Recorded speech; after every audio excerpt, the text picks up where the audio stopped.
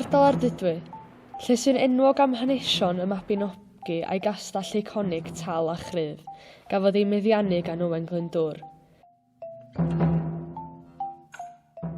Gyda traethau braf ac heddychon a chefn gwlad distaw, ond mae yna stori llawer mwy ddychrynllyd ac erchyll i'r ardal hwn.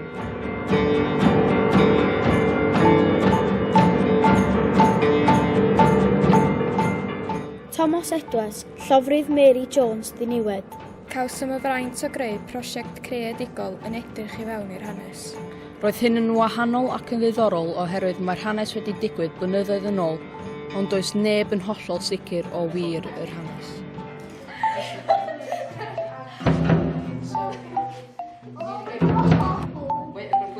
Mae rhaid ti'n neud o un ochr a draws i'r ochr arall. A'r dyn sy'n gwybod mwy na'n byd am hyn yw D.S. Thomas, cyn-ddisgybl o Ysgol Ardudwy. Roedd o hefyd yn arfer byw yn y ffermdy lle gafodd Mary ei lladd. Mae o Google Map o'r cyffiniau. Mae o'r cob wedi cael ei fildio ar y pryd. Mae o'r tŷ ffarm yn fan hyn.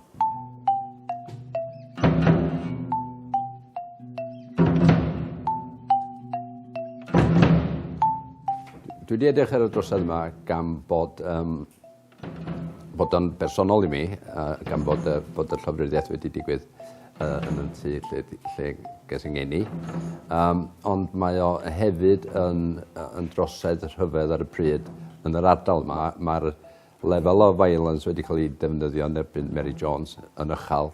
Mae hynna'n un peth sy'n gwneud o'n mwy trist, y ffaith bod ti wedi cael ei llofruddio yn y ffordd nath i yn y tŷ lle oedd hi'n byw.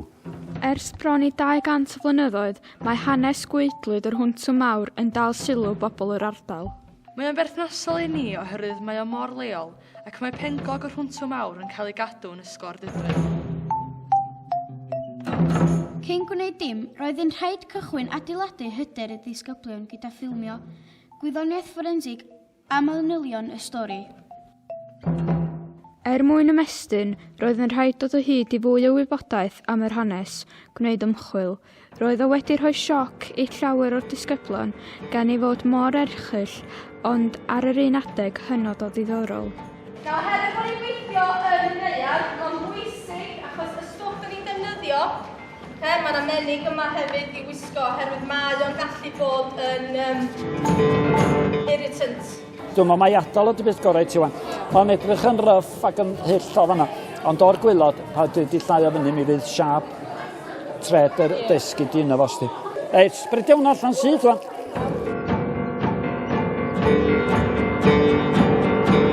Yn ystod yr wsos, maen nhw wedi bod yn dysgu am chromatography, olion bysedd, a heddiw be da ni'n neud ydy gosod cast plastar a cymeryd olion traed.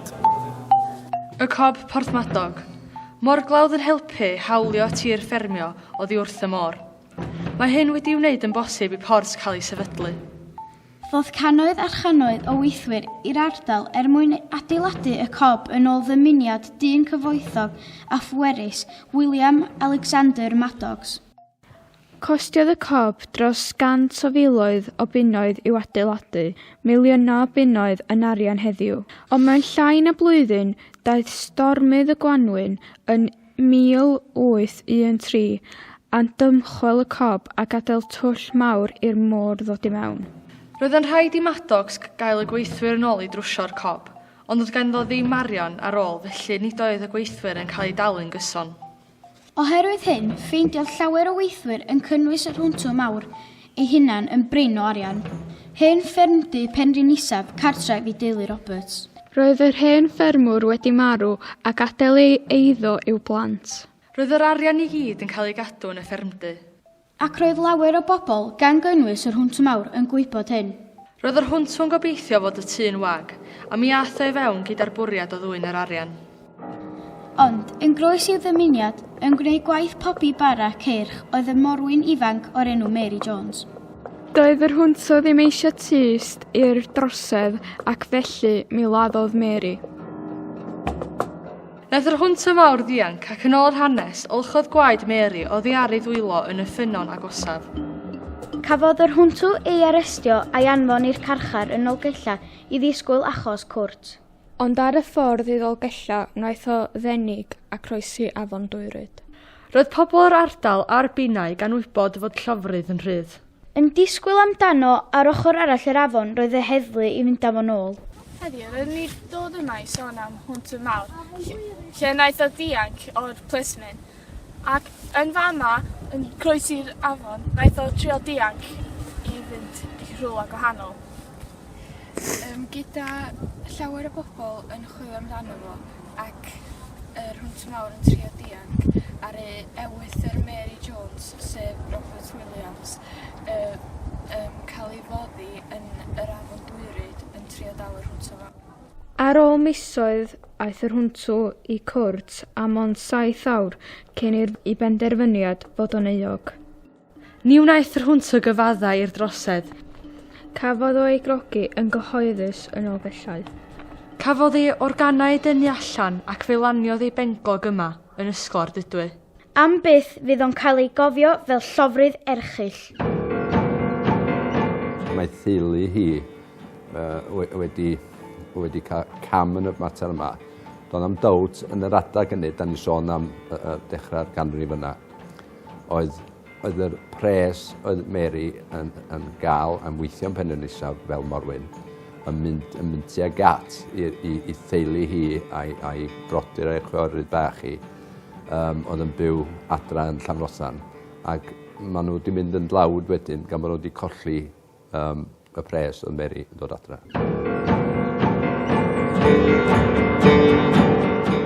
Am 10 wsos mae disgyblion blwyddyn 9 wedi bod yn gweithio ar y prosiect. Pennaeth yr Adran Gymraeg yn Ysgol Ardudwy ydy Elin Jones. Wel, dwi'n meddwl bod y disgyblion wedi datblygu llawer iawn o sgiliau fydd o fydd mawr iddyn nhw yn y dyfodol.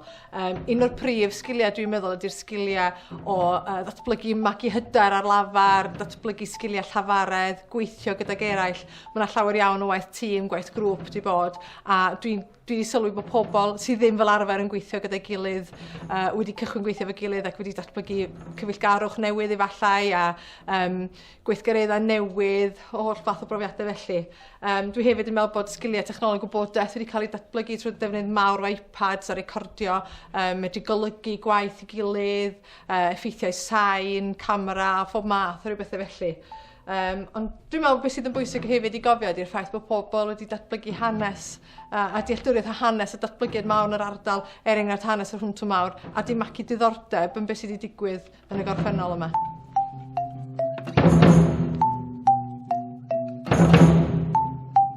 Dyna ni roed paent yr ymsodol yn traed a di roed ar dan y bapur mwyn ffeindio sylwaith. Diddorol gallu gwneud pethau gwahanol yn lle sticio'r un peth o hyd. Wel, mae'n hwyl oherwydd dyna mae'n gorfod gwneud gwaith a mae'n gwahanol. Heddiw, mae gen chi tywod gwlyb, wedyn molion traed yn danos yn dda mewn tywod gwlyb, wedyn felly ti'n gallu cael dolion draed yn hawdd. Dwi'n mwynhau wneud o, dwi'n meddwl wahanol i lle pethau diflas, da ni ddim yn ddefnyddio, ond mae hyn o bethau fydden ni ddefnyddio yn bywyd pryd da ni'n mynd ymlaen.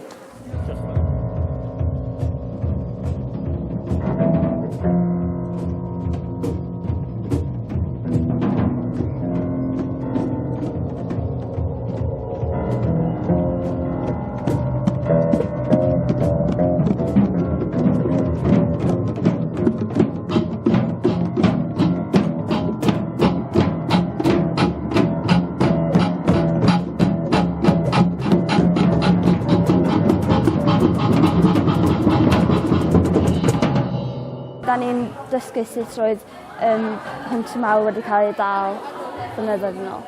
Ti'n ofyn i rhywbeth fel yma yn dyfodol?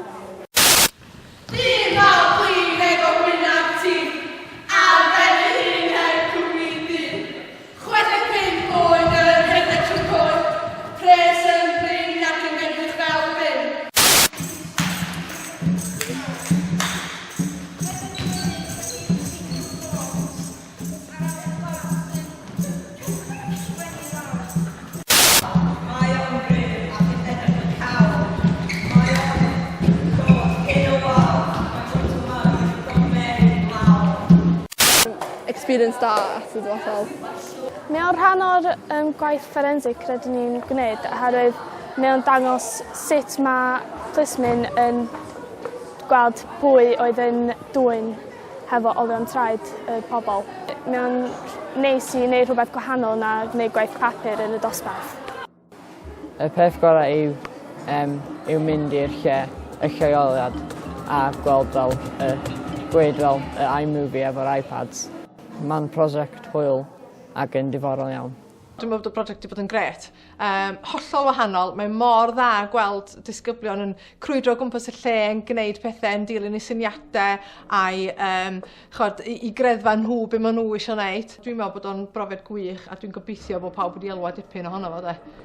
Ar y dystiolaeth dwi ddarllen i mewn i'r mater yma rwan, etra i'n profi na fo ar ei lan Mary Jones. Etra da ni'n dal heddiw yn defnyddio circumstantial evidence, sef os oes gynnu waed ar ei ddillad a mae'r stolen property yn ei bocad o.